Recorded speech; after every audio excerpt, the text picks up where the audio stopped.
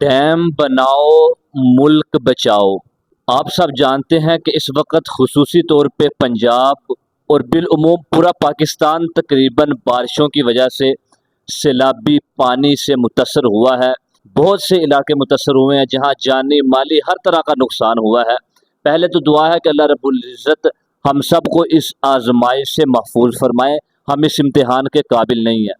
دوسرے نمبر پہ گزارش یہ ہے کہ ہم اپنے لیڈروں کے نعرے لگاتے ہیں، ان کے جلسوں میں شریک ہوتے ہیں، ان کا دفاع کرتے ہیں، یہاں تک کہ ہم ان کے خاطر لڑ بھی پڑتے ہیں۔ کیا ہم نے اپنے لیے بھی کچھ کیا؟ تو خدا کے لیے اپنے گریبان میں ضرور جھانکیں، اس بارے میں ضرور سوچیں اور یہ نعرہ عام کریں کہ ڈیم بناؤ پاکستان بچاؤ۔ ہر سال تقریباً ہر سال ان بارشوں کی وجہ سے سیلابی پانی آتا ہے جس سے لوگوں کا جانی مالی نقصان ہوتا ہے۔ بڑے پیمانے پہ بعض سالوں میں تباہی ہوتی ہے جیسا کہ اس سال بھی ہو رہی ہے۔